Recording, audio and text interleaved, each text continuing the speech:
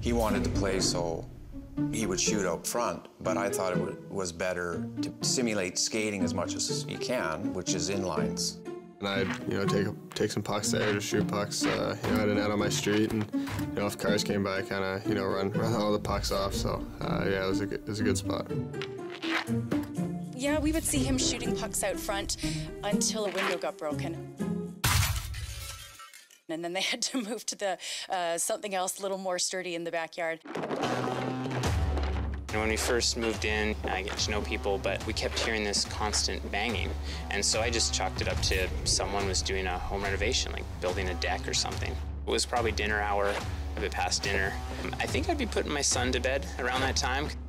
Vancouver, you can't have the backyard rink very often. No rules, really. He'd go around this, full speed.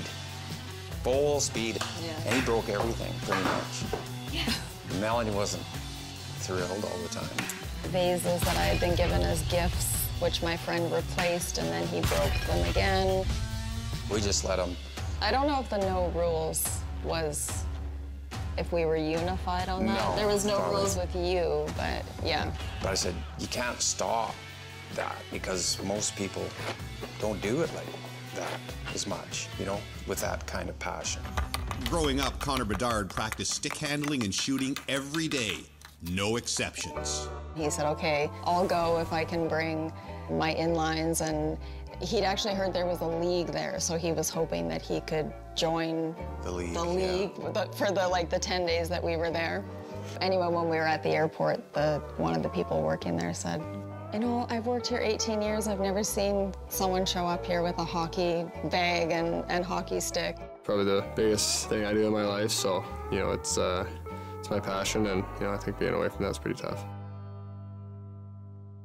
We were supposed to go to, a tournament in Chicago, I think, at the time.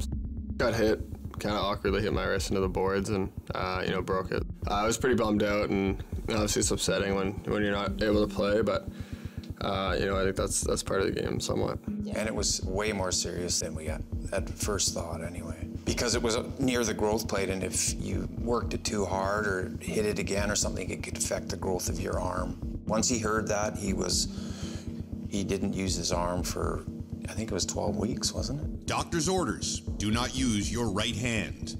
But the doctor didn't say anything about his left hand. I played hockey every day, basically, so I was just kind of keeping that routine and, going out there and, doing that. I think it wasn't really, I didn't think about if it was going to make me stronger. I just had, one hand on my stick, top hand, and, stick handle with one hand, and trying to shoot on your backhand, I guess.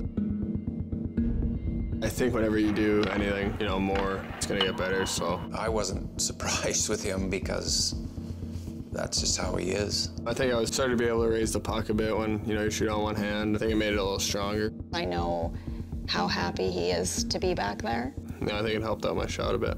Once the cast came off, they checked it and it seemed good. I know I didn't kind of cheat it, and, I go out there knowing I put the work in. Oh, what? Oh, he's so happy. He wanted to phone Tom right away.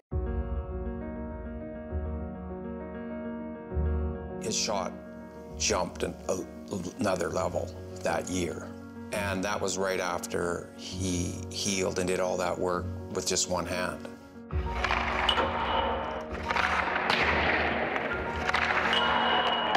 Connor Bedard walking it back. The same Connor Bedard who broke the silence of an otherwise quiet neighborhood, family valuables, bones, is now breaking scoring records.